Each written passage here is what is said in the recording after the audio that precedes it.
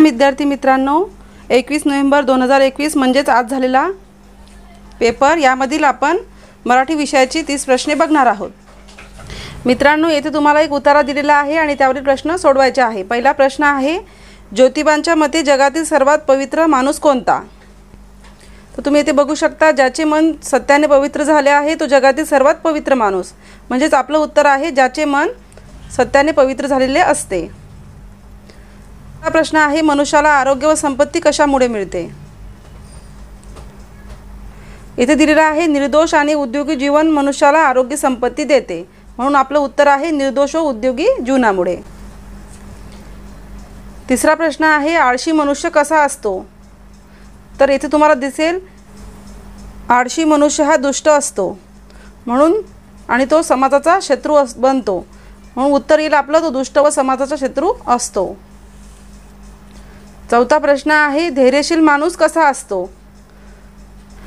तर इथे तुम्हाला दिसेल की उद्योगी आणि शुद्ध चरित्राचा मनुष्य गरिबांचा वाली असतो, तो अनेकांना सुखी करतो, सत्यप्रेमी निर्मळ मन आणि शांत हृदय यातून धैर्य निर्माण होते। धैर्यशील मनुष्य हालअपेष्टा सहन करतो आणि संकटावर मात करतो, म्हणून आपलं उत्तर आहे तो सत्यप्रेमी आणि निर्मळ असतो। पाचवा प्रश्न आहे, टवटवीत शब्दाचा अचूक विरुद्धार्थी शब्द ओळखा। पर्याय आहे सतेज, दुसरा पर्याय आहे मलूल, तिसरा आहे निसंदेह आणि चौथा आहे कोरडे। आपलं उत्तर आहे मलूल।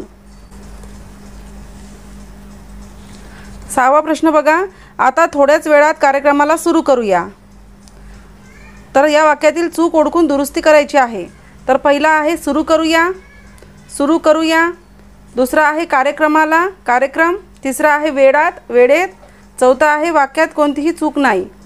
तर विद्यार्थी मित्रांनो, आता थोड्याच वेळात कार्यक्रमाला सुरू करूया असं न म्हणता आपण काय म्हणतो, आता थोड्याच वेळात कार्यक्रम सुरू करूया, म्हणून आपलं उत्तर येईल पर्याय क्रमांक 2। सातवा प्रश्न आहे, साखरवाडी या शब्दात खालीलपैकी कोणता शब्द नाही? साखर शब्द पहिला पर्याय आहे साखर, दुसरा आहे सार, तिसरा आहे वडी आणि चौथा आहे साडी। तर साखर, सार, साडी हे तिन्ही शब्द साखरवाडी या शब्दामध्ये आहेत, परंतु वडी हा शब्द आपल्या या शब्दामध्ये दिसत नाही, म्हणून उत्तर आहे वडी। प्रश्न क्रमांक 8 बघा, धूम ठोकणे या वाक्प्रचाराचा योग्य अर्थ कोणता? धूम ठोकणे म्हणजे काय? पर्याय आहेत वेगाने धावणे, खूप मार देणे, कपडे धुणे, धो धो वाहणे। आपलं उत्तर आहे वेगाने धावणे। प्रश्न क्रमांक 9 बघा, पुढीलपैकी कोणती रूपे रची नाहीत? रची नाहीत म्हणजे काय? तर या प्रश्नामध्ये रची रूपे असलेले शब्द असतील, तर ते आधी बघून घेऊया।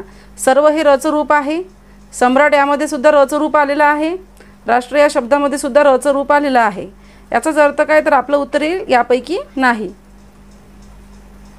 प्रश्न क्रमांक 10 बघा, पुढीलपैकी अचूक शब्द कोणता? पहिला पर्याय आहे पुनर्वसन, पुनर्वसन शब्दाचे विविध पर्याय आपल्याला दिलेले आहेत, तर आपलं उत्तर आहे पर्याय क्रमांक 1। प्रश्न क्रमांक 11, पुढीलपैकी कोणत्या गटातील शब्द क्रियाविशेषण या शब्दजातीतील आहे? अरे रे, शाबास हे केवळ प्रयोगी अव्यय आहेत, परंतु म्हणून हे उभयान्वी अव्यय आहेत, आता इकडे हे क्रियाविशेषण अव्यय आहे, तर करिता आणि साठी हे शब्दयोगी अव्यय आहेत। पर्याय क्रमांक 12 बघा, पुढीलपैकी धातुसाधित विशेषणे कोणती? पहिला पर्याय आहे फळभाजी, दुसरा आहे वाहती नदी, तिसरा आहे थोडी पुस्तके आणि चौथा आहे कोणता गाव? आपल्याला धातुसाधित विशेषण विचारलेलं आहे, तर आपलं उत्तर आहे वाहती नदी। म्हणजेच काय?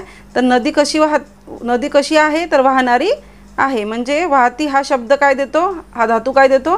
नदी या शब्दाविषयी माहिती देतो, वाहती नदी। पुढीलपैकी कोणत्या वाक्यातील क्रियापद सकर्मक आहे?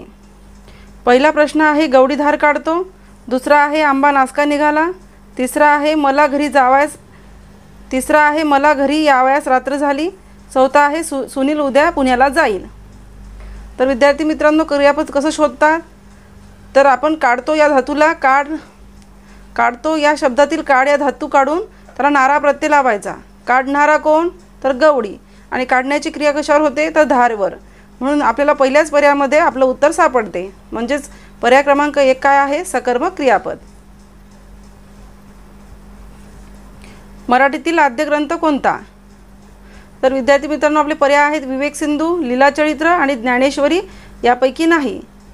तर ज्ञानेश्वरी हा उत्तर तर नाहीच आहे, परंतु विवेक सिंधू आणि लीलाचरित्र या दोनपैकी आपलं उत्तर आहे. म्हणून आपण थोडा कन्फ्युजन असा हा प्रश्न आहे. उत्तर आहे लीळाचरित्र. पुढीलपैकी पूर्ण वर्तमान काळाचे वाक्य कोणते? पहिला आहे मधुने लाडू खाल्ला असेल. दुसरा आहे मधुने लाडू खाल्ला होता. मधु लाडू खातो. चौथा आहे मधुने लाडू खाल्ला आहे. मधुने लाडू खाल्ला असेल या वाक्यामध्ये कोणता काळ आहे? याचा काळ कोणता असेल? तर भूतकाळ. मधुने लाडू खाल्ला होता, भूतकाळ. आणि तिसरा आहे मधु लाडू खातो, हा सामान्य वर्तमान काळ आहे. आणि चौथा आहे मधुने लाडू खाल्ला आहे. तर हे पूर्ण या वाक्यात क्रिया पूर्ण दाखवलेली आहे. म्हणून उत्तर आहे मधुने लाडू खाल्ला आहे. 4 नंबरचा प्रश्न बघा. भुजंगप्रयात वृत्तातील गण कोणते? तर य य य हे भुजंगप्रयातील वृत्तातील गण आहेत. प्रश्न क्रमांक 17 बघा. संत म्हणती सप्तपदे सहवासे सख्य साधूशी घडते. या ओढीतील अलंकार कोणता? यमक, अनुप्रास, उपमा, उत्प्रेषा. उत्तर आहे अनुप्रास. अनुप्रास म्हणजे काय? तर ज्या वाक्यामध्ये अक्षराची पुनरावृत्ती होते, या वाक्यामध्ये स स स सा असे शब्द अशा अक्षरांची पुनरावृत्ती झालेली आहे. म्हणून उत्तर आहे अनुप्रास. पुढीलपैकी ओष्ठ्य वर्ण कोणता? पर्याय आहे भ, ल, श, ह. आपलं उत्तर आहे भ. प, फ, भ, प, फ, ब, भ, म ही ओष्ठ्य वर्णे आहेत. आपल्याला कविता दिलेली आहे आणि कविता वाचून आपल्याला प्रश्नांची उत्तरे सोडवायची आहे. पहिला प्रश्न आहे या कवितेत कोणाचे वर्णन केले आहे?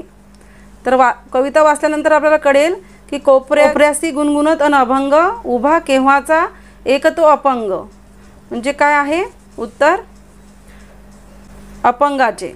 या कवितेत अपंगांचे वर्णन केलेले आहे. पुढचा प्रश्न बघा. त्याचे हातपाय का थरथरत होते? तर कविता वाचा. जीभ झाली ओरडून शोष 4 दिवसाचा त्यातही उपास नयन थिजले थरथरती हातपाय रूप दैन्याचे उभे मूर्त. म्हणजे काय? उपासामुळे त्याचे हातपाय थरथरत होते. म्हणून आपलं उत्तर आहे उपासामुळे. दीनबंधू कोणास म्हटले आहे? म्हणे राहीन दिन एक मी उपाशी परी लाभू दे 2 घासे यासी खिसा ओतून तया ओंजडीत चालू लागे तो दीनबंधू वाट. इथे कविता वाचा. किव यावी पण त्याची कुणाला जात उपसुनी पसरला. किव यावी पण त्याची कुणाला जात उपहासुनी पसरला कराला तोच येई कुणी परतुनी मजूर बघुनी दिना त्या उदानून उर. म्हणजे उत्तर आहे मजूर. म्हणजे आपलं उत्तर येणार मजुरास.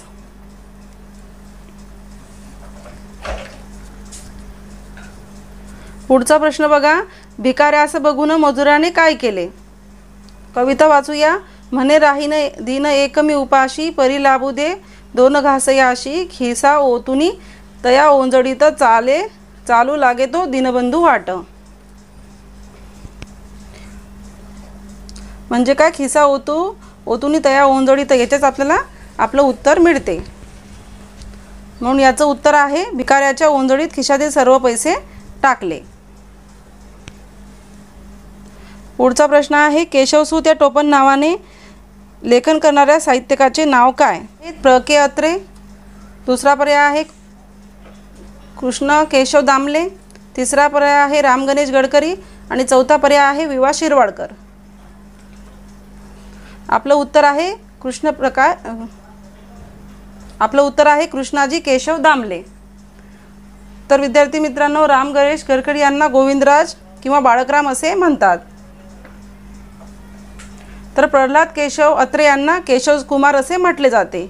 तर विवा शिरवाडकर यांना कुसुमाग्रज असे म्हणतात. पुढचा प्रश्न बघा, पुढील वाक्यात कोणते विरामचिन्ह असायला हवे? ताई म्हणाली, आज अजिंक्य किती छान बोलला. तर येथे आपल्याला अवतरण चिन्ह असायला हवे होते, म्हणून आपलं उत्तर आहे पर्याय क्रमांक 4. पुढचा प्रश्न बघा, धाकट्या भावाला राज्यस्तरीय निबंध स्पर्धेचे पहिले पारितोषिक मिळाले. त्याला लिहिलेले पत्र कोणत्या प्रकारचे असेल?